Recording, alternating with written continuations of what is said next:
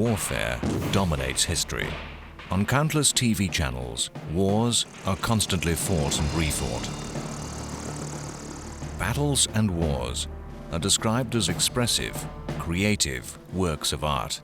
Well, warfare is not really an art or a science. It's a bit of both. It's something which is free and creative, and that's the artistic bit of it. But it's something which is free and creative, but which has principles and machinery which are often scientific. And I think that people who get war right are people who have a mastery of the technical bits of their trade, but bring to it the human spirit. They are able to be creative and not mechanistic and predictable. So it's an art based on scientific foundations. It's not like nuclear physics. It actually requires something in terms of lateral thinking. It requires something in terms of a gut feel. It requires something in terms of expression. All of those things I think you find in art. But without science, there can be no art of warfare. A campaign can be run in lots of different ways, and no computer will tell you the right one. Indeed, quite often a computer will tell you the wrong one. I mean, if you look at the Falklands conflict, for example, there you have a tiny force going to get an island 8,000 miles away, and the invading power is only 400 miles away. Your computer simulation will get the wrong answer to who's going to win this.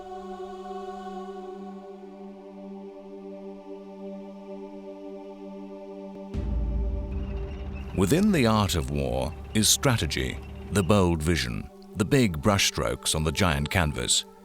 And there are tactics, the craft of creating details and shading that fill out the corners of that big picture. Generally speaking, there are three levels of war. At the very bottom, there's tactics, and tactics is the business of battles and engagements. It's what you actually do on the battlefield.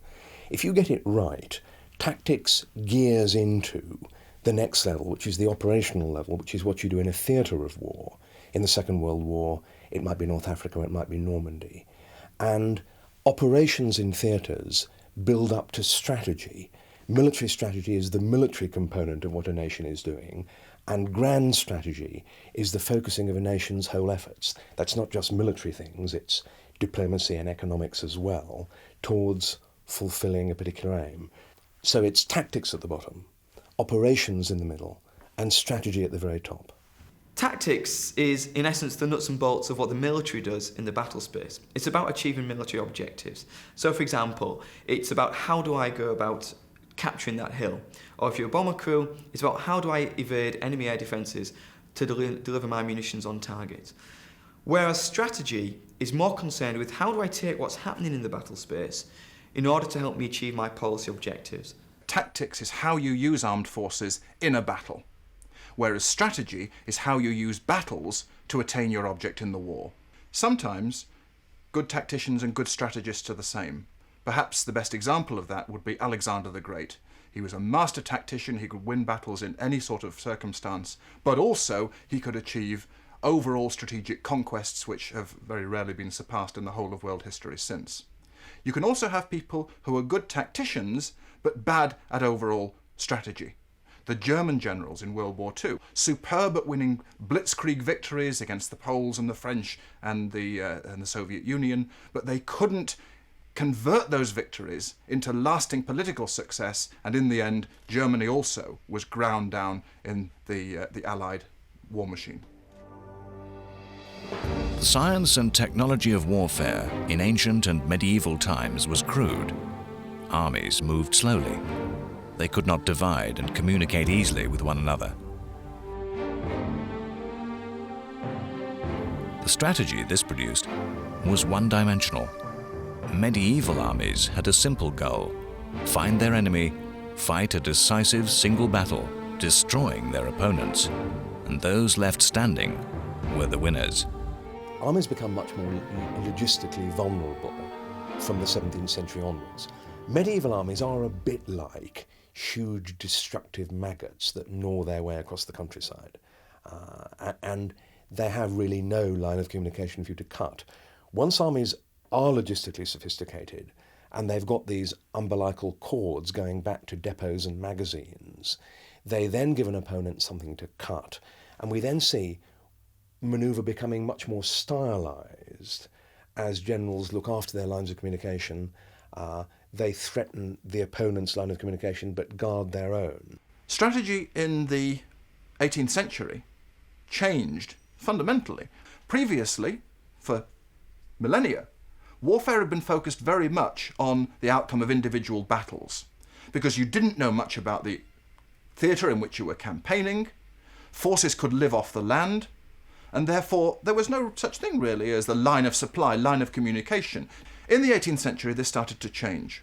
Proper maps were developed. You could study campaigns in 2 dimensions. You could represent them on a table, on a map. Armies became larger. They were more dependent upon supply lines, depots, convoys, and therefore it became possible to take a different approach to strategy, the whole concept emerging really for the first time in its modern sense in the 18th century. Rather than just beating the enemy in a tactical engagement, you could, for example, encircle him. You could cut him off from his supplies and then hold an impossible position yourself, and he had to attack you or starve to death. These are things that started coming about as a result, really, of the changing culture and technology of warfare. Strategy was formalized into a set of rules with set plays, like formal dance steps of which generals dreamed. If we look at warfare in its classic modern period, in the sort of 18th, 19th century, we can see lots of what we might call tactical ploys. These are things that both sides will be trying to do. They'll be looking for a flank. They'll be trying to turn a flank, and that way they will present their strength arrayed in line of battle to an enemy's weakness.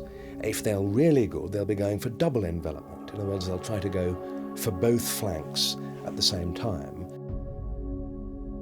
Textbooks of war from this time look like works of mathematics, full of certainties. Warfare cannot be divorced from the cultural context of the time. It's not surprising, therefore, that at an age when science was purporting to explain more and more about the world as a whole, which had previously been seen as mystical and in the lap of gods, quite literally, so warfare was also seen as something more and more calculable. So the same plans, maps, geometry that was being applied in the natural sciences was also applied, or attempted to be applied, in terms of warfare.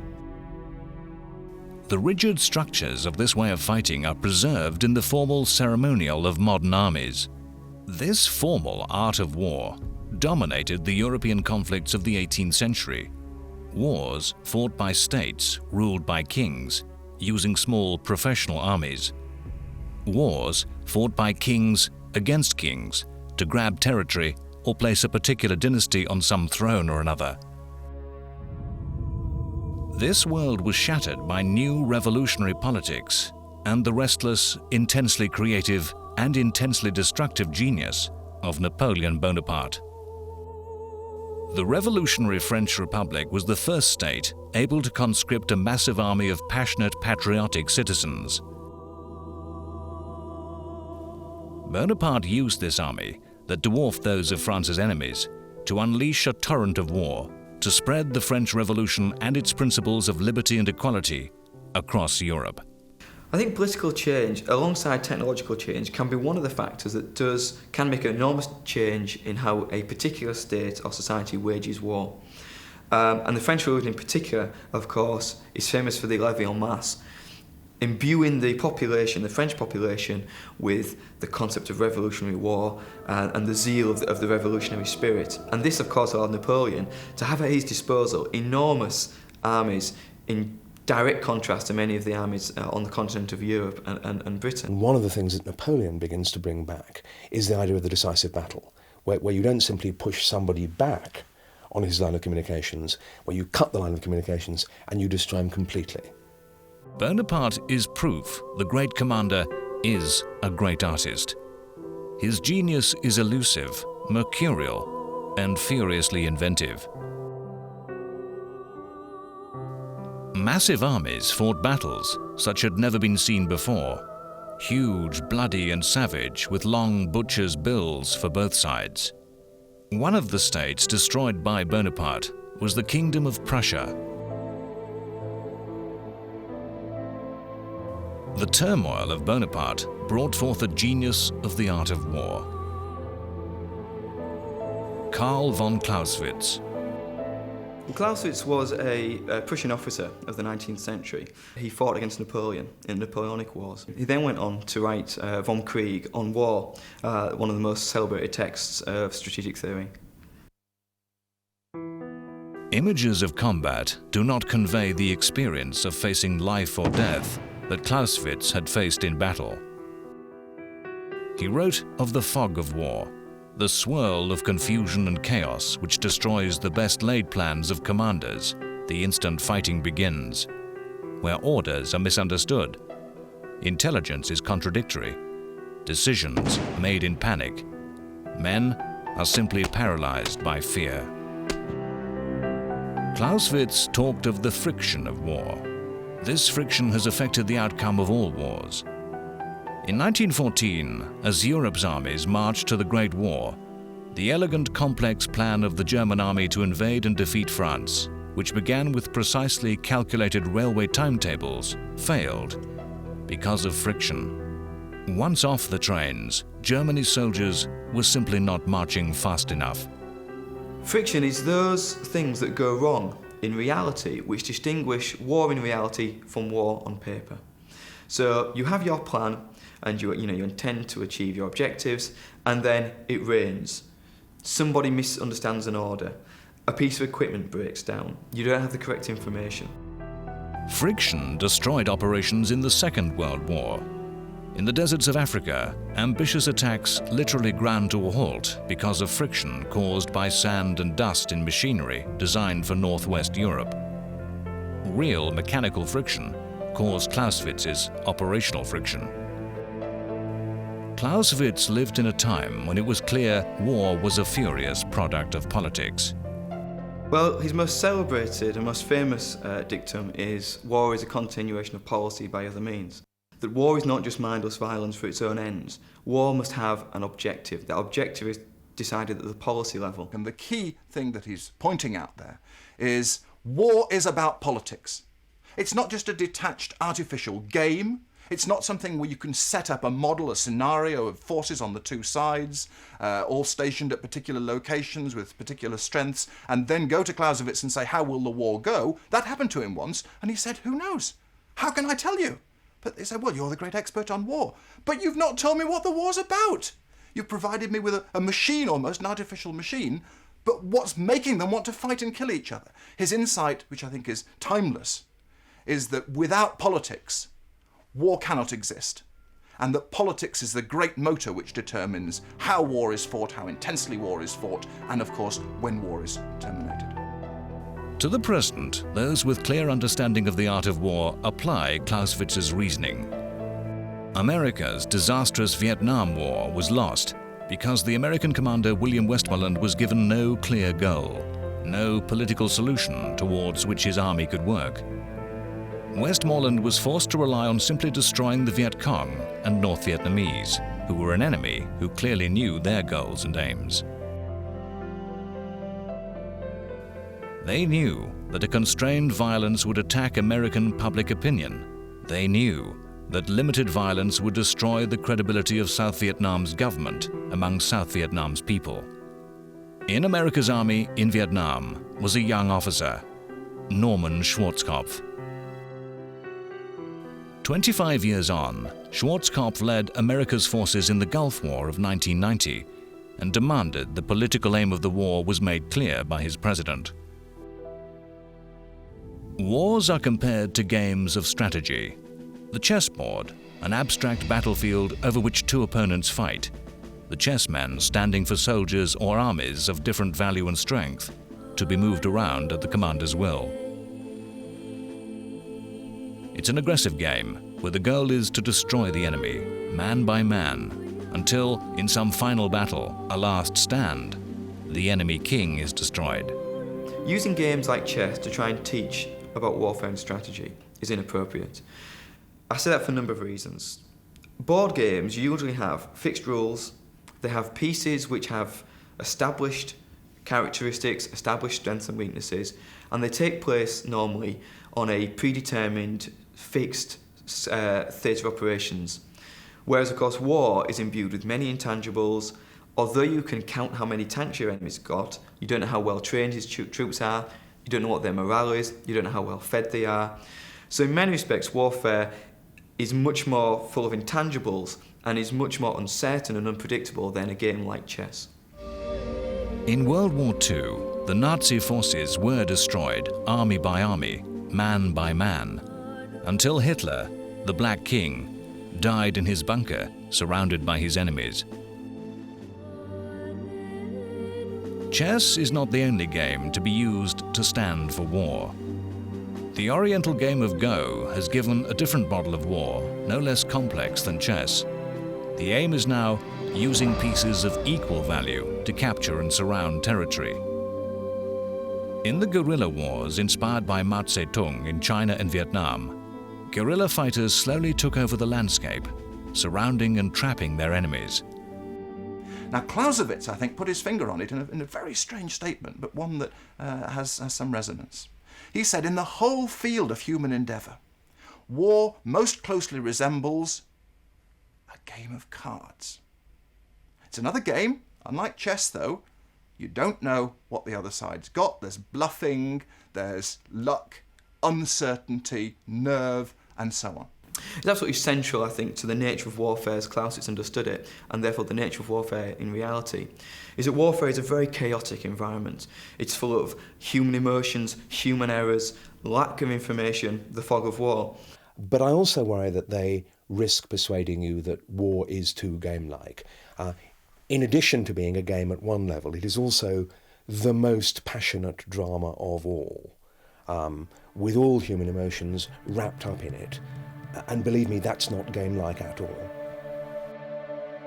In 1967, Israel decided its only game plan, its only policy option, was to make undeclared surprise war upon its Arab neighbors, unleashing a furious attack and providing an example of Clausewitz's most deadly idea, deadly in that it has been the most misunderstood. Israel threw everything it had at the enemy and won lightning total victory.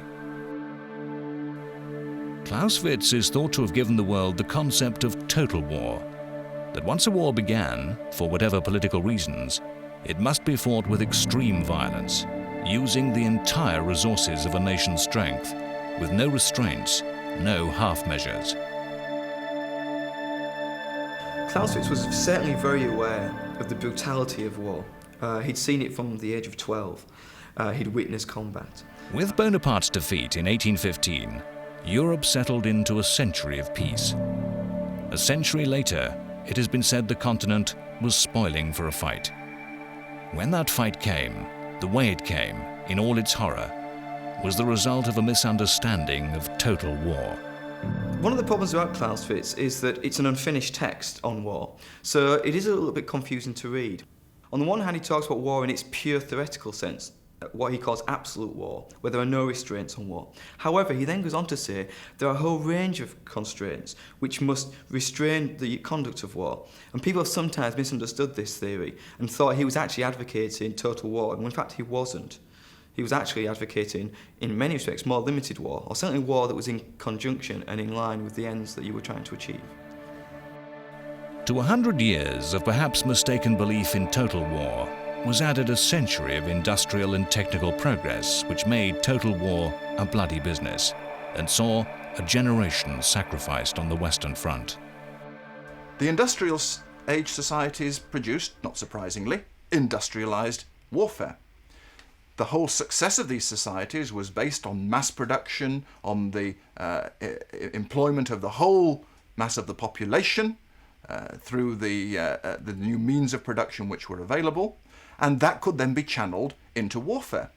And so you got, in the First World War, the industrialization of the mass wars that had occurred a century earlier in Napoleonic times. There already you'd had the mobilization of mass populations through the French Revolution and its imitators.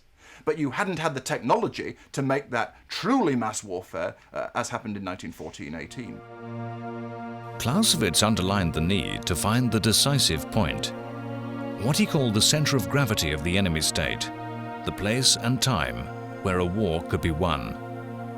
It could be where the enemy was weak or where he was strong, but against that point, all resources should throw repeated smashing ultra-violent blows.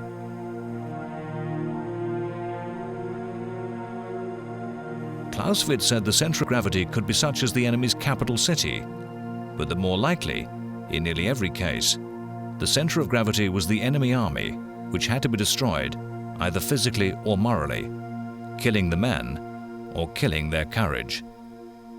Vast bloodlettings on the Western Front have been seen as generals desperately searching for that battle. A generation later, Clausewitz would have understood Germany's blitzkrieg on France in 1940 as a definitive example of finding the decisive point, then striking hard with speed and extreme violence, surrounding and morally, not physically, destroying the best of France and Britain's armies.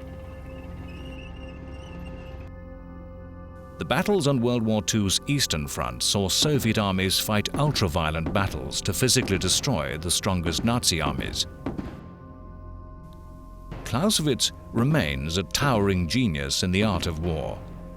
His great rival, his equal in influence, came from a different place and time. The Chinese philosopher of war, Sun Tzu.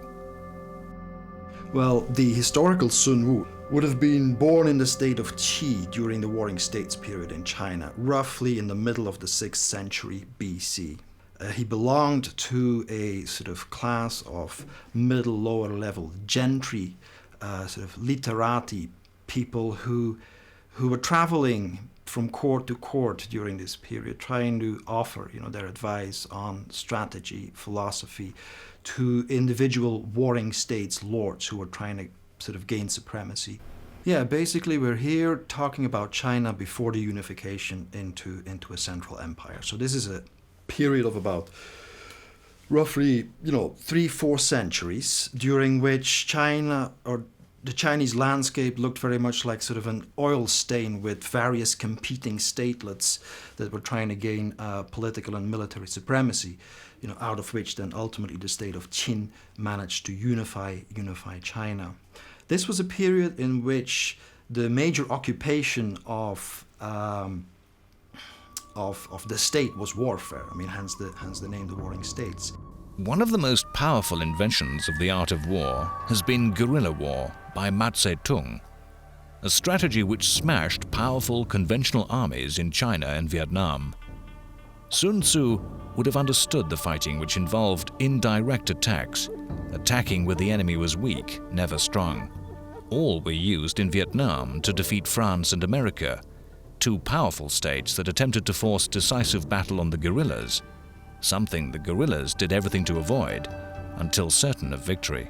He's kept his freshness, I think, partly because of his abstraction. He states all sorts of wonderful ideals, very difficult often to see how you achieve them in practice. He's saying, for example, that you should always strike weakness rather than strength, that deception is all important, that you need to have perfect knowledge of your own forces and of the enemy, and then you'll never engage in battle when you're going to lose. Well, one of the main tenets during the Warring States period was that whatever you did, whether it was military or political action, everything had to happen within a resonance of heaven and earth. So warfare itself was something that needed to be balanced against, a harmony in the cosmos and the world at large. One of the most unique feats of Sun Tzu's thought, no doubt, is the idea that the most successful war is a war that has been avoided. Warfare is fought in terms of strategies.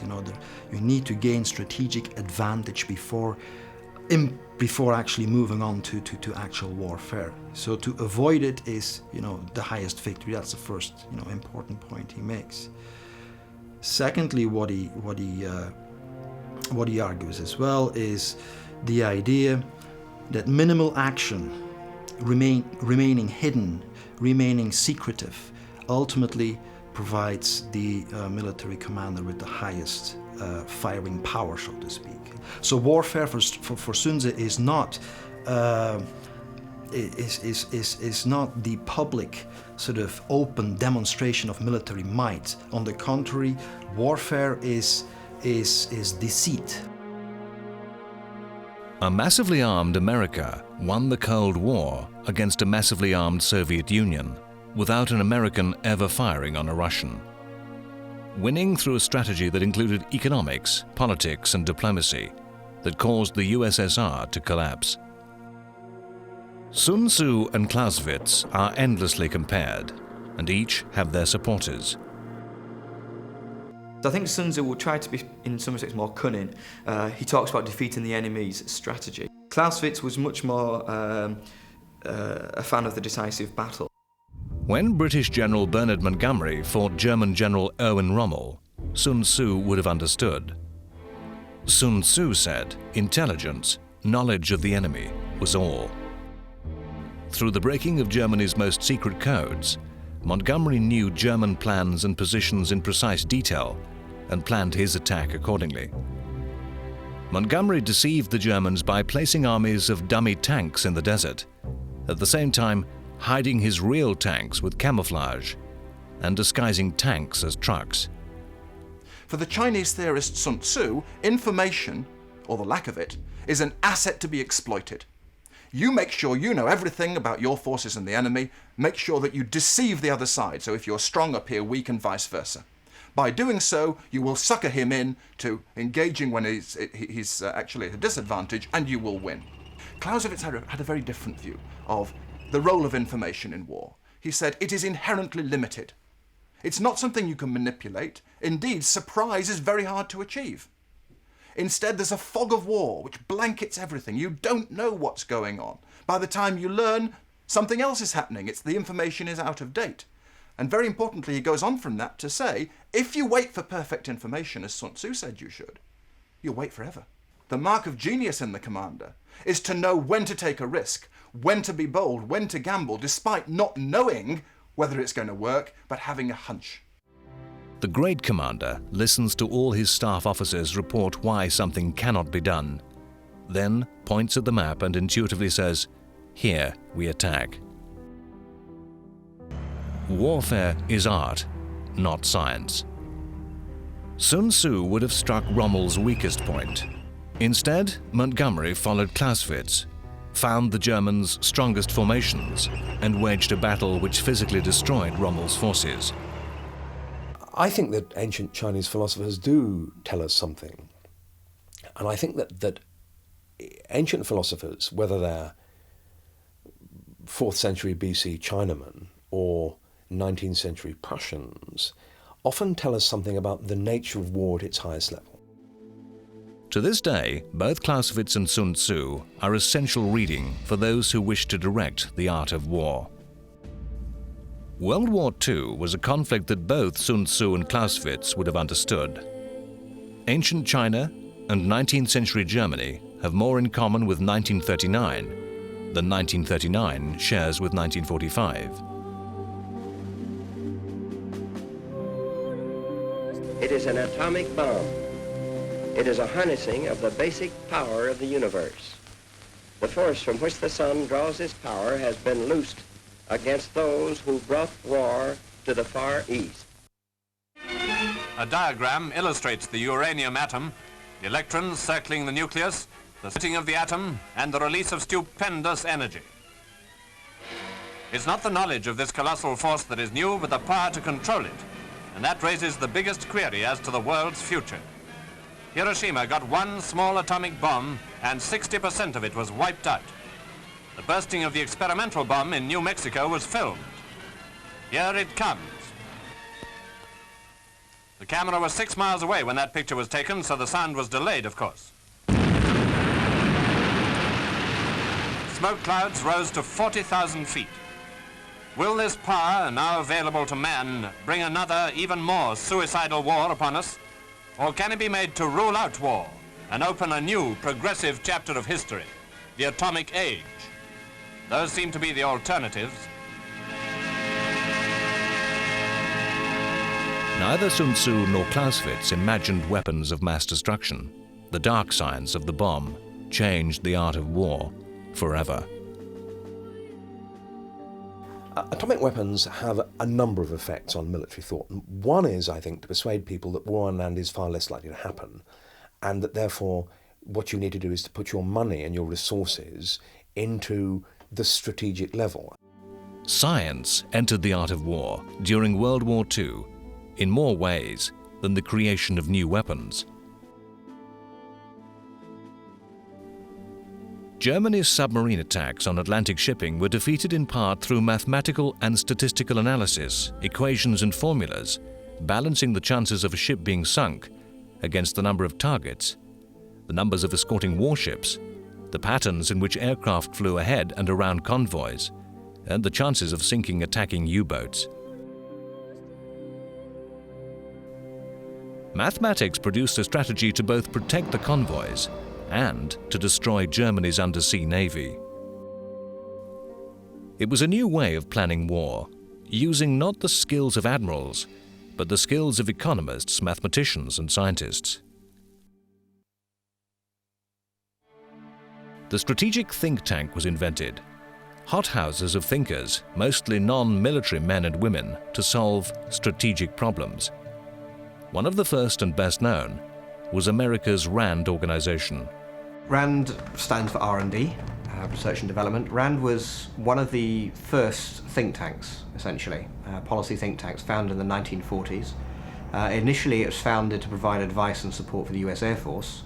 What happens in the 1950s and 1960s in the United States in particular is that people who you would never have associated with thinking about war, historians, political scientists, physicists, economists, all come and have their tuppenny worth to say about the problems of war and peace. The reason this happens, I think, is twofold. First of all, it's such an important problem. If we get it wrong, we blow up the world. So it's the burning issue of the time, quite literally. Secondly, nobody really knows about it.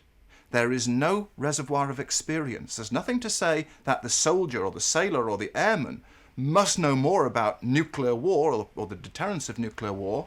And the argument very much, for example, from US Congress, which was behind RAND, was that if you looked at existential issues such as potential nuclear war, you shouldn't allow those to be thought about just by the military, because the military establishment inevitably had its own particular bureaucratic imperatives, its own particular perspectives and cultures on the world. So you had to bring in outsiders, and you had to bring in a range of other methodologies such as economics, political science and so on. Think tanks created the deterrence strategies of the Cold War, ways two enemies able to completely destroy each other in minutes could keep the peace. Their ideas drew heavily on games theory, analysis of how people play games involving bluff, gambling and risk. One big problem with civilians thinking about war and bringing their existing bases of expertise to bear upon it is that those bases of expertise can be just as flawed as applying old-style conventional military reasoning to modern war. One approach, for example, was the maximization of interest. Game theory developed, and the suggestion that states can be compared to players of a game trying to maximize their payoff from a confrontation. The game theory of the art of war was most famously applied in the Cuban Missile Crisis of 1962, described as a giant deadly game of poker played with nuclear weapons. These bases can be none other than to provide a nuclear strike capability against the Western Hemisphere. To regard any nuclear missile launched from Cuba against any nation in the Western Hemisphere as an attack by the Soviet Union on the United States, requiring a full retaliatory response upon the Soviet Union. Soviet leader Khrushchev placed nuclear missiles on Cuba, 90 miles from America. More Russian ships were sailing carrying more missiles.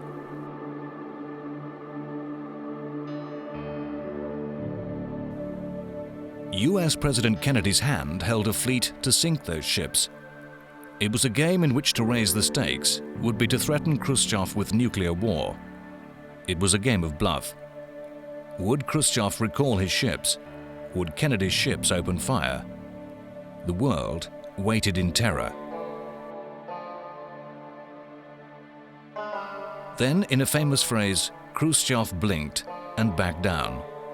The theory appeared to work. And deterrence theory, stemming out of game theory, was more an academic discipline than a military one.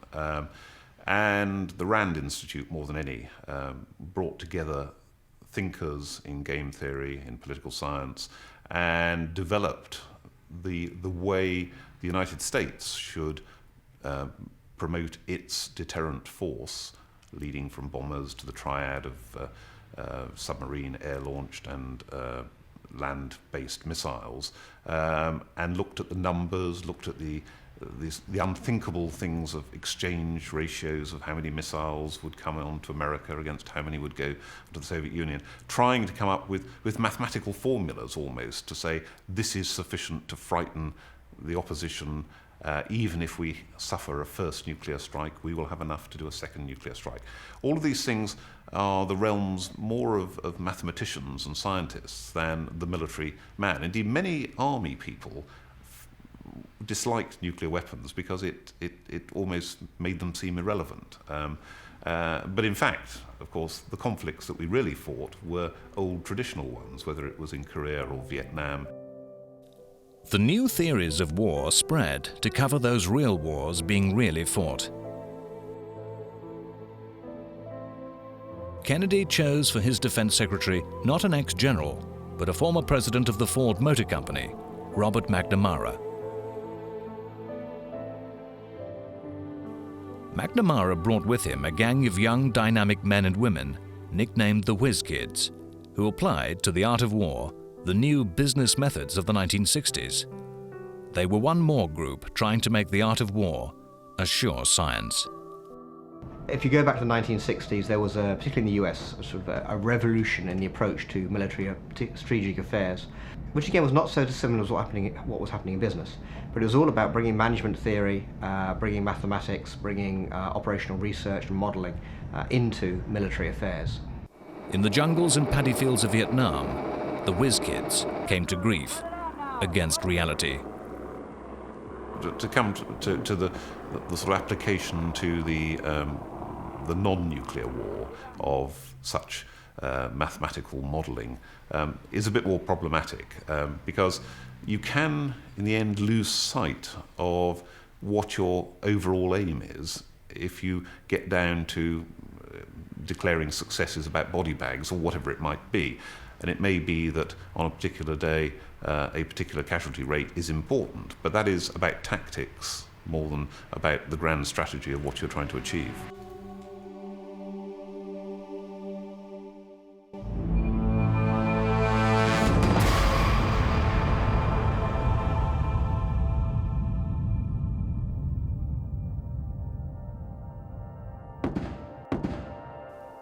In the 21st century, Clausewitz and Sun Tzu are still thought the keys to understanding the art of war, inspirational figures for modern commanders.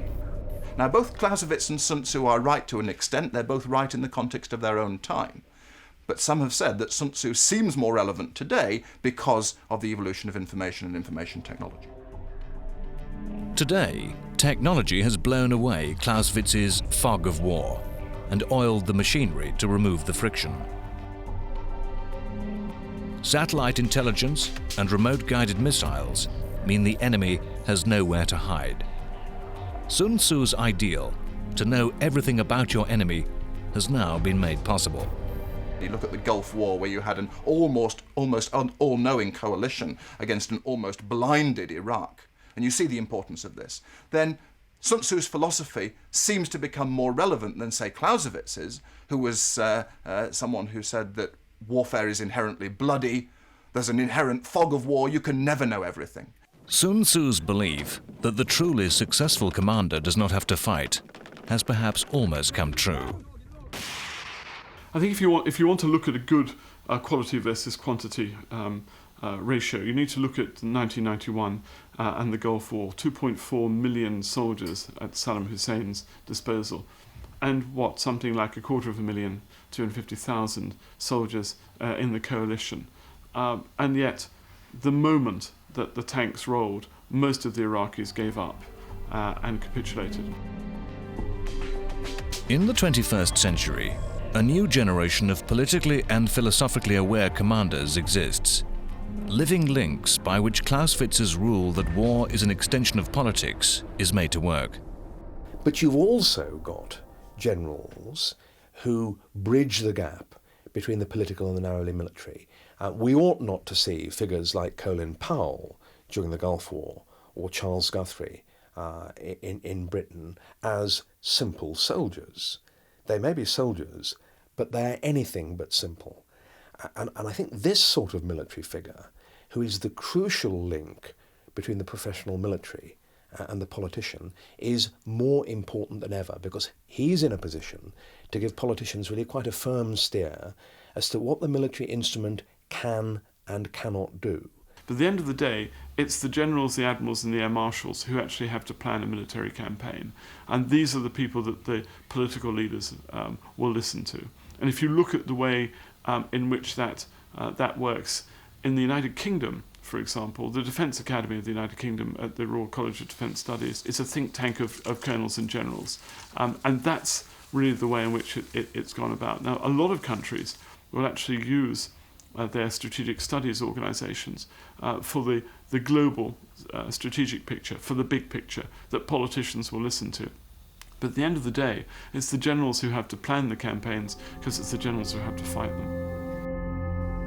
The past is called another country.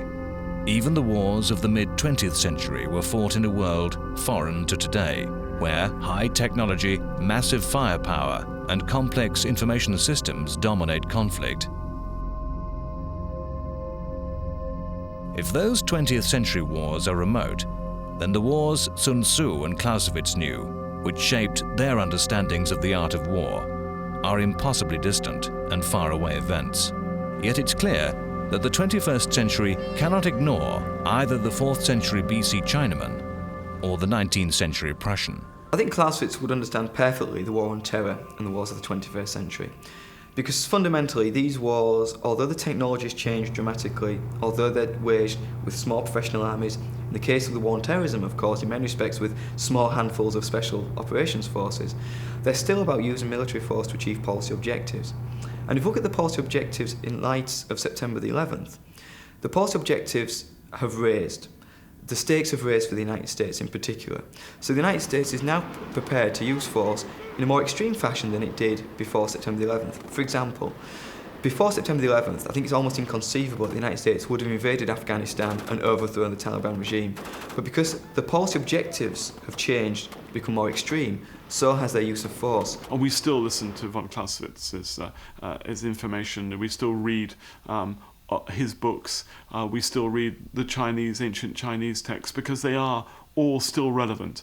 There's a lot of philosophy in there which applies to human nature, and wars are about human nature. If you think of it, to quote Clausewitz, war is politics in the extreme, or by another name. If you can't succeed by talking, then the final option is to go to war. That still applies. I think that there are a lot of people who believe that Clausewitz was fundamentally right when he said that war was a continuation of state policy.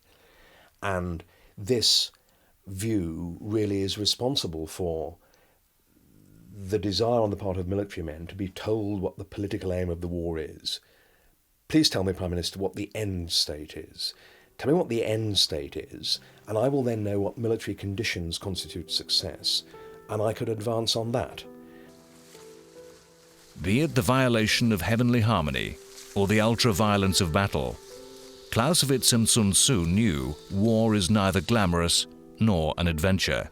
I think the man in the street needs to know that modern warfare isn't like a video game. It's real, people die. War is fundamentally uncontrollable and old-fashioned, and that it has a habit of smacking you in the mouth when you least expect it. And I think we ought to recognise that however good we are, however clear our military thinking, however good our technology, in the hard, old, knock-down, drag-out way of war, you risk losing people. And the fact that you lose them doesn't mean you've got it wrong. It means that is the nature of war. And that's what to watch for. Do not go into a war, any war, imagining that it's risk-free, because it's not. And if you're surprised by casualties, you ought not to be there in the first place. I think the single most important thing to realise about warfare is that it matters. It's not something that happens on a television screen over there to someone else. It is that, but that someone else matters. They're not a character in a play or a soap opera. They are a real person doing the fighting, doing the dying.